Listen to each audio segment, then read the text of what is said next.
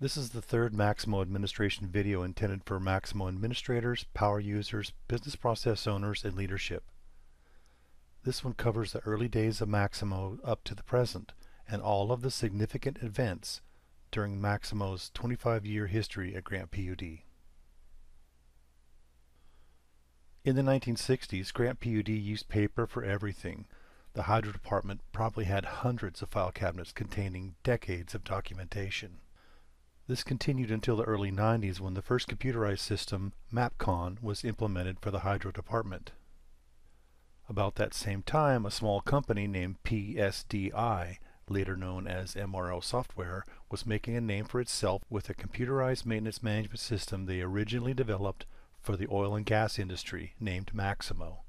It was a software package with features and functionality designed to maximize asset performance with things like condition monitoring, failure tracking, and a very flexible preventative maintenance module. Maximo also came with a nice set of configuration tools allowing customers to tailor their system according to their needs. By the mid-90s, Maximo was growing rapidly. MRO added more features and functionality as time went on, probably based on requirements from big customers like the U.S. military and the railroads. They also developed optional add-on products tailored for specific industries like transportation and nuclear. Sometime near the end of the 90s, Grant PUD decided to switch from MapCon to Maximo.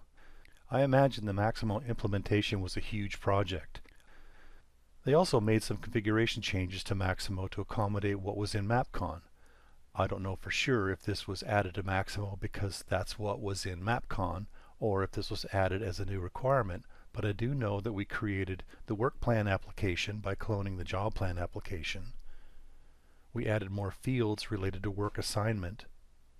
We added a new way to categorize assets, and we added a way to subcategorize the type of work being performed. Grant PUD went live with Maximo in the spring of 2001. Shortly after that, IBM did what large software companies often do. They purchased a smaller software company.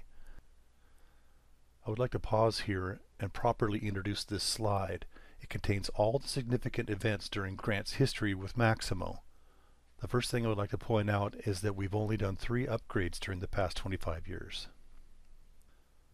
The next thing is that this timeline includes a steady user growth from 100 users to almost 1,000. 6 departments followed Hydro and adopted Maximo for use in their business processes, and we added Maximo timekeeping for more than half the company.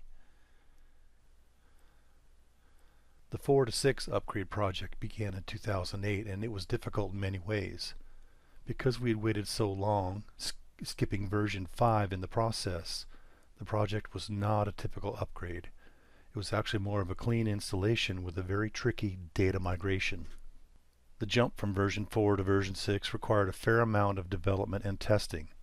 The Hydro department used attachments heavily, and they loved being able to drag and drop multiple files at once.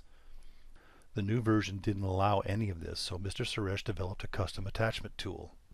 We also had to recreate all of our custom reports, configure Maximo permissions in a different way, and redo the inventory integrations. After a period of post-upgrade stabilization, we began developing new features and functionality for specific departments. The forced outage exception report feature was added for the operations department. This was a fairly simple configuration change made by cloning the out-of-the-box service request application. The next few things in this list were for the facilities department, and it started when they made the decision to use Maximo to manage their assets. Up to that point, the Hydro department was the only one, and they were concerned about inadvertent changes to their records. That's when we added the business unit field to all of the Maximo records used for asset management purposes. In 2015, the facilities department hired a consulting firm to perform a condition assessment where they inspected and gathered details about all the structures owned by Grant PUD.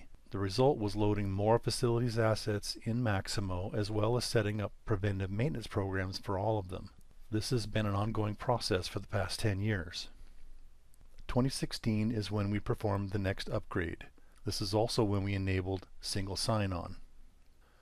The facilities department's usage of Maximo continued to expand. In 2017, we replaced the old facility service request system, Remedy, with Maximo Service Request, taking advantage of Maximo's self-service license as we added roughly 600 employees to the Maximo system, expanding Maximo to the entire district. The following year, we purchased the graphical scheduler add-on for the Hydro Department. Up to this point, the Hydro Department was capturing actual labor on some of the work orders, and they were still using paper timesheets. This is why the Hydro leadership initiated the Maximo timekeeping project. We used the Maximo configuration tools to create a timekeeping solution in just a few weeks. We went live with Maximo timekeeping in the summer of 2018. A few days later, a system-wide email announced the district-wide timekeeping project. Grant PUD began using the safety plan module in 2019, and we purchased and installed another scheduling system named Acquire, but it wasn't as useful as we'd hoped. We abandoned it about 5 years after that. We configured Maximo to meet the requirements for the clearance request process at our power production plants. The Maximo clearance request process was much better compared to the old paper process, especially for the craft.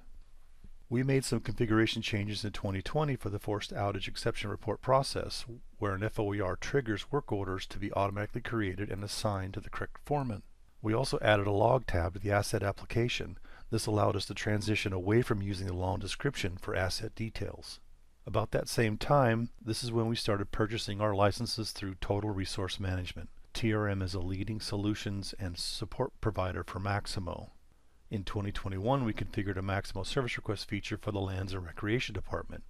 It's pretty much exactly the same as the Facility Service Request. We did something similar for the Corrective Action Program group when we configured another version of the Maximo Service Request for use as condition reports.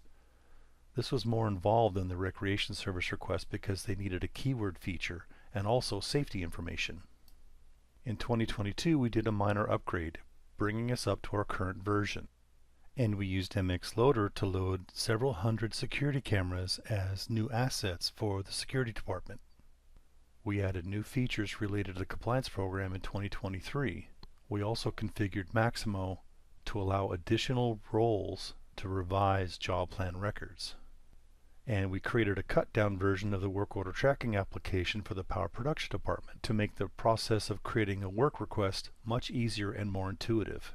In 2024, we made configuration changes in Maximo to lock down preventive maintenance records based on your business unit. This prevents people from the Hydro business unit from inadvertently changing facilities PMs, or vice versa. The Corrective Action Program group needed a way to capture information when the supervisor changed on work orders created from or related to a condition report, so we configured Maximo to automatically add a log entry on the work order. They also needed a way to remind people when the work order is due, so we configured some automatic notifications. The most recent configuration change was designed to improve the process for submitting a condition report.